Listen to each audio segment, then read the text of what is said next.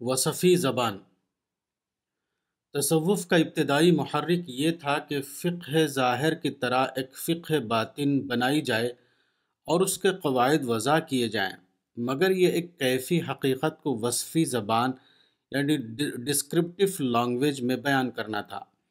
فنی اصطلاحات کی زبان کسی شے کے صرف خارجی پہلوؤں کا احاطہ کر سکتی ہے، اس لیے بندے اور خدا کے درمیان تعلق جیسے معاملے کو فن کا موضوع بنانا دین میں ایک قسم کے عمل تفریق کو جگہ دینا تھا۔ یہ ایسا ہی تھا جیسے کیفیت محبت کے بیان کے لیے ریاضیاتی زبان کو استعمال کیا جائے۔ اس کوشش نے عبادت الہی کے کیفی پہلو کو اس کے خارجی مظاہر سے الگ کر دیا۔ ذکر نے ورد کی صورت اختیار کر لی اور کثرت ذکر کے معنی یہ ہو گئے کہ کچھ مخصوص الفاظ کو تسبیح کے دانوں پر بتکرار دہرایا جاتا رہے۔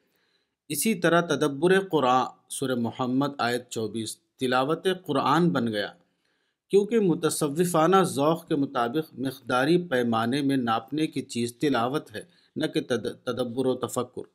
یہی وجہ ہے کہ متصوفانہ اذکار کی طویل فہرست میں ہم اللہ اور لا الہ الا اللہ جیسے الفاظ کا ذکر تو پاتے ہیں، مگر دوسری بہت سی چیزیں جن کے ذکر کو دین میں بے حد اہمیت دی گئی ہے اس فہرست میں درج نہیں۔ مثلاً آخرت سورہ مدثر آیت 55، نعمت الہی سورہ مائدہ آیت 20، آلاء رب سورہ اعراف آیت 69، موت اکثروا ذکر ہادم اللذات وغیرہ۔ کیونکہ اللہ اللہ کا ورد تو کیا جا سکتا ہے، مگر آخرت آخرت، نعمت نعمت، اعلیٰ اعلیٰ، موت موت کا ورد ایک بے معنی بات ہے۔ جب تعلق مع اللہ ایک خارجی طور پر قابل بیان چیز بن گیا تو اس کے بعد بالکل فطری طور پر یہ ہوا کہ اس کے حصول کے خارجی طریقے وضع ہونے شروع ہو گئے۔ محض قیاس کی بنیاد پر یہ فرض کر لیا گیا کہ انسان کے بدن میں 6 مقامات ہیں جہاں انوار و برکات بھرے ہوتے ہیں۔ ان کو لطائف ستہ کا نام دیا گیا۔ اول لطیف قلبی جس کی جگہ بائیں پستان کے نیچے ہے، دوسرا لطیف روحی جس کا مقام دائیں پستان کے اوپر ہے، تیسرا لطیف نفس جس کا مقام ناف کے نیچے ہے، چوتھا لطیف سری جس کا مقام سینے کے درمیان ہے، پانچواں لطیف خفی جس کا مقام ابرو کے اوپر ہے، چھٹا لطیف اخفا جس کا مقام الدماغ ہے۔ اس مفروضے کی بنا پر عجیب عجیب قسم کے اشغال، ضربات اور مراقبے وضع کیے گئے جن کا مقصد یہ تھا کہ ان مقامات انوار پر زور ڈال کر ان کو جاری کیا جائے تاکہ سارا جسم اللہ اللہ پکارنے لگے۔ مثال کے طور پر ایک طریقہ یہ ہے کہ دونوں آنکھیں اور دونوں لب بند کر کے سانس کو ناف کے نیچے سے نکال کر قلب میں حبس کرے اور لا کو تصور میں ناف سے اٹھا کر گلے تک پہنچا کر الہ کو گلے سے لطیف روحی کے مقام تک لا کر الا اللہ کی ضرب خوب زور سے اس طرح دل پر لگائے کہ ضرب کا اثر تمام لطیفوں تک پہنچ جائے۔ اس طرح کی بے شمار چیزیں حیرت انگیز جسارت کے ساتھ وضع کی گئیں اور ان کو دین کے عبادتی نظام میں معاون ذریعے کی حیثیت سے داخل کر دیا گیا۔ تاہم معاون ذریعے کا لفظ بھی محض رعایتی تھا، کیونکہ بعض ظاہری کرشموں کی وجہ سے عام طور پر یہ ذہن بن گیا کہ معروف دینی طریقوں کے مقابلے میں یہ طریقے حصول مقصد کے لیے زیادہ مفید ہیں۔ ایک مشہور بزرگ فرماتے ہیں کہ خدا تک پہنچنے کے 3 طریقے ہیں، جن میں سے ایک طریقہ صوم و صلاۃ اور تلاوت قرآن وغیرہ کا ہے، مگر راندگان این راہ در زمان طویل بمقصود رسند، اس راہ کے چلنے والے بہت لمبی مدت میں اپنی منزل مقصود کو پہنچتے ہیں۔ تصوف کے طریقے کی حمایت کرتے ہوئے ایک اور بزرگ لکھتے ہیں، انہا خیر طریق و اسرعها للبلوغ الى غایت تزکیۃ النفس و تربیتها بین التصوف والحیات، دمشق 1963-33۔ نفس کی تربیت و تزکیے کے مقصد کو حاصل کرنے کے لیے یہ زیادہ بہتر اور تیز تر طریقہ ہے۔ ہمارے بزرگوں کو یہ غلط فہمی صرف اس لیے ہوئی کہ انہوں نے کیفیت نفسی اور کیفیت عادی میں فرق نہیں کیا۔ رگ کیماس کو دبانا اور اعوجاج عنق اور پاس انفاس جیسے عملیاتی طریقوں کی مدد سے کچھ مخصوص الفاظ یا آوازوں کو خاص طرح سے ادا کرنے کی مشق کرنا، یہ نتیجہ دکھا سکتا ہے کہ وہ الفاظ یا آوازیں انسان کے طبعی وظائف میں غیر شعوری طور پر شامل ہو جائیں۔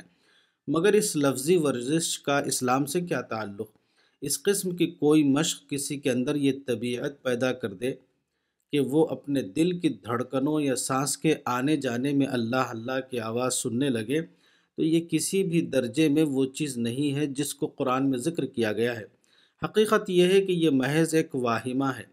قلب اور تنفس تو درکنار کسی مشین کی کھٹ کھٹ کی آوازیں قلب اور تنفس تو درکنار کسی مشین کی کھٹ کھٹ کی آواز میں آواز ملا کر اگر آپ حق حق کہنے لگیں تو کچھ دیر کی مشق کے بعد آپ کو ایسا محسوس ہوگا گویا مشین سے کھٹ کھٹ کی نہیں حق حق کی آواز آ رہی ہے۔ مگر شدید ترین غلط فہمی ہوگی کہ اس قسم کے واہمے کو ذکر سمجھ لیا جائے۔ ذکر تو ایک اعلیٰ ترین نفسیاتی کیفیت ہے جو آدمی کے شعور کا نہ کہ عادت کا حصہ بن کر اس کے پورے وجود میں شامل ہو جاتا ہے۔ ٹھیک اسی طرح جیسے کسی بچھڑے بچھڑے ہوئے محبوب کی یاد کسی کی ہستی میں سما جائے اور اس کو دائمی طور پر بے چین کر دے۔ دین میں اس اضافے کا لازمی نتیجہ ایک اور شدید تر بدعت کا وجود میں آنا تھا، اور وہ ہے مرشد کامل کا عقیدہ۔ جب اللہ سے تعلق قائم کرنے کے طریقے صرف وہ نہ رہے جو قرآن و سنت میں درج ہیں، بلکہ ایسے طریقے نسبتاً زیادہ زود اثر دریافت ہو گئے جو کچھ خاص لوگوں ہی کو معلوم تھے۔ مثلاً کہا جاتا ہے کہ شغل بساط بلا واسطہ طور پر حضرت صلی اللہ علیہ وسلم سے خواجہ معین الدین چشتی کو ملا تھا، جس کے ذریعے انہیں معراج باطنی حاصل ہوئی۔ تو دین نے بالکل فطری طور پر علم سفینہ کے بجائے علم سینہ کی حیثیت اختیار کر لی۔ اب ایسے لوگوں سے نسبت حاصل کرنا ضروری ہو گیا جو پراسرار طور پر روحانی علوم کے مالک تھے اور اپنے مریدوں کو اس کی نسبت خاص منتقل کر سکتے تھے۔ اسی کے ساتھ خود شیوخ کو بھی یہ ضرورت تھی کہ وہ اپنے اندر ایسی تسخیری قوت پیدا کریں جس کے ذریعے وہ عالم خیال میں اپنے قلب سے مرید کے قلب پر ضرب لگا سکے اور اس کے دل کو انوار و برکات سے بھر دے۔ یہ قوت محض نماز و روزے کے ذریعے نہیں آ سکتی تھی، یہ تقاضا انہیں زیادہ سے زیادہ عملیات کی طرف لے گیا۔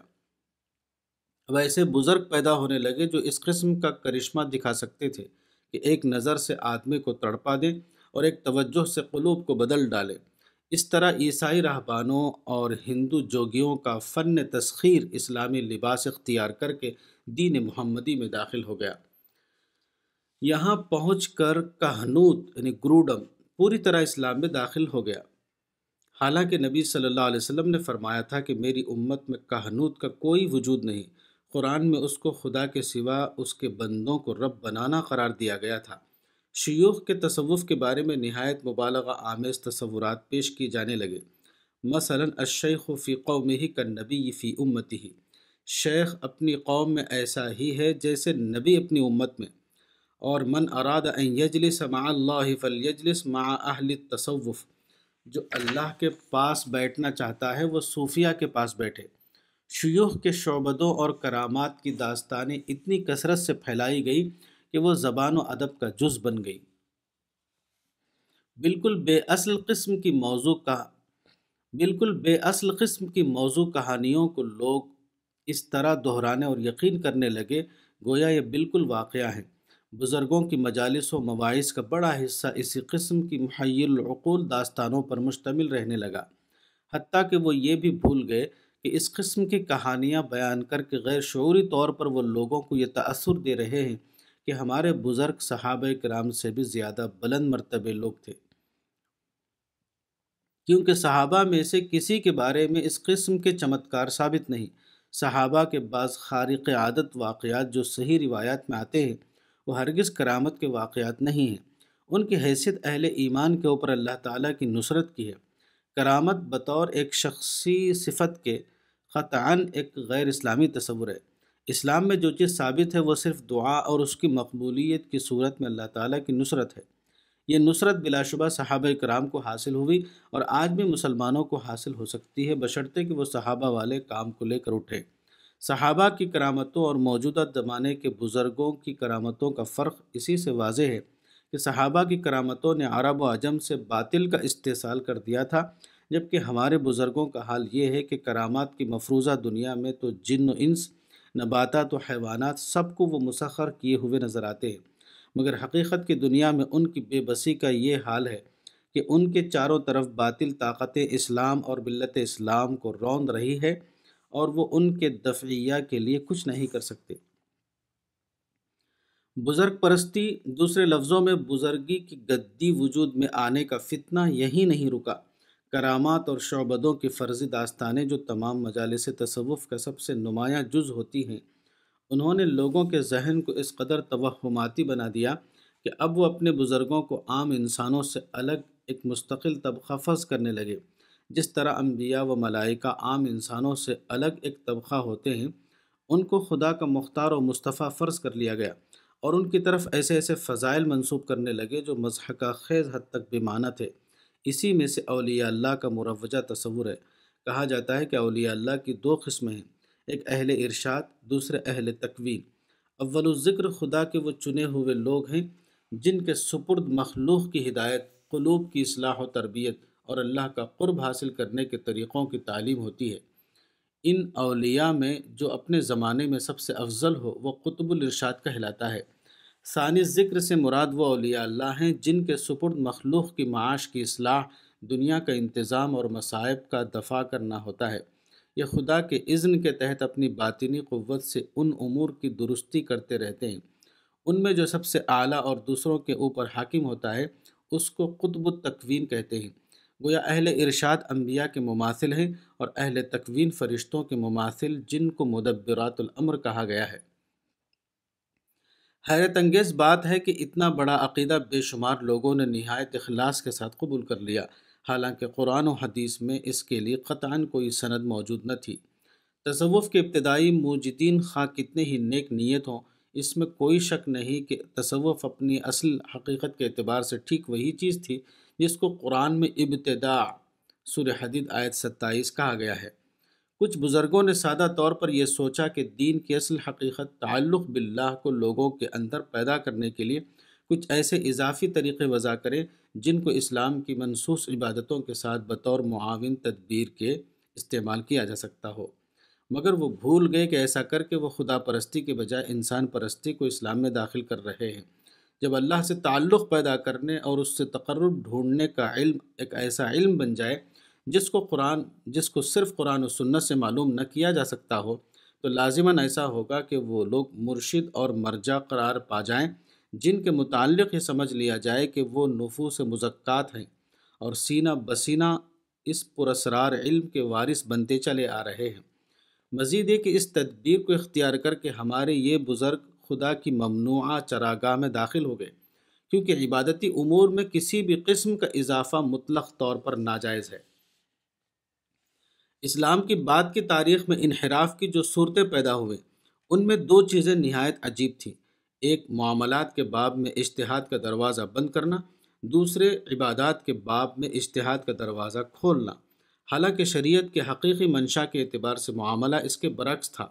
معاملات کے بارے میں صحیح طور پر اجازت دی گئی تھی کہ نئے پیش آمدہ امور پر اسلام کی اصولی تعلیمات کی روشنی میں غور کر کے حکم لگایا جائے۔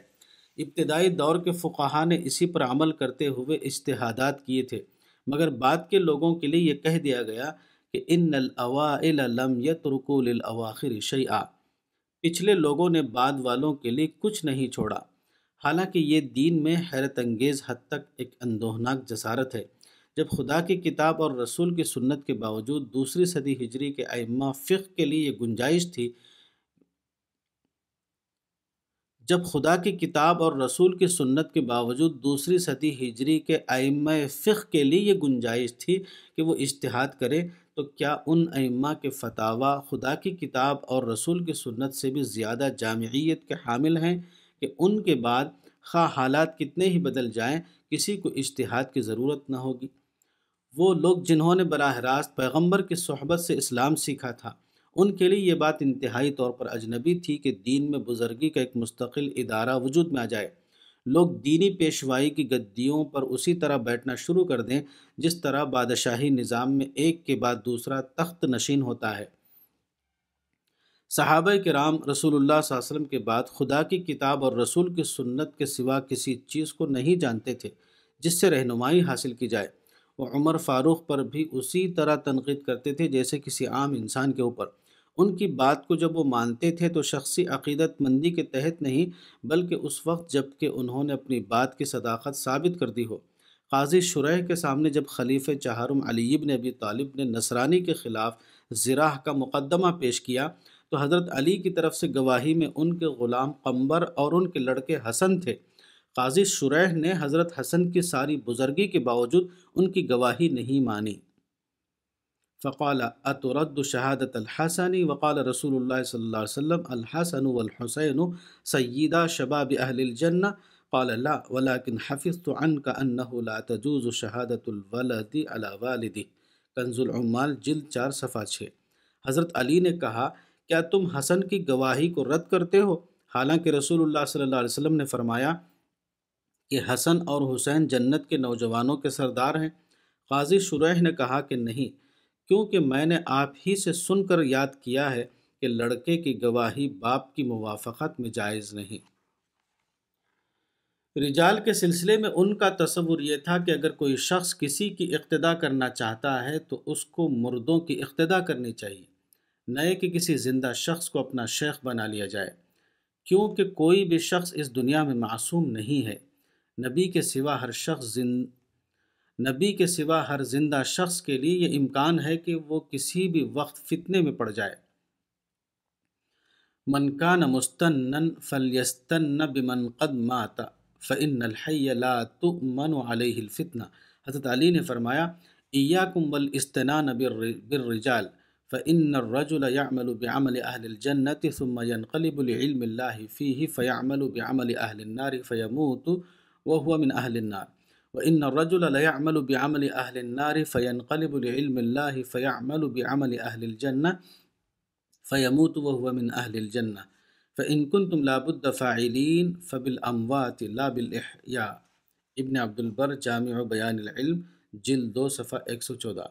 رجال کی سنت پکڑنے سے بچو، اس لیے کہ آدمی جنت والوں کا عمل کرتا ہے، پھر اللہ کے علم کے مطابق پلٹ جاتا ہے اور آگ والوں کا عمل کرنے لگتا ہے، پھر اسی حال میں مر جاتا ہے اور وہ آگ والا ہوتا ہے۔ اور بے شک آدمی آگ والوں کا عمل کرتا ہے، پھر اللہ کے علم کے مطابق پلٹ جاتا ہے اور جنت والوں کا عمل کرنے لگتا ہے، پھر اسی حال میں مر جاتا ہے اور جنت والوں میں سے ہوتا ہے۔ بس اگر تمہیں لوگوں کی اقتدا ہی کرنی ہے تو مرے ہوئے لوگوں کی اقتدا کرو، نہ کہ زندہ لوگوں کی۔ کتاب تجدید دین مولانا وحید الدین خان، صفحہ نمبر 47۔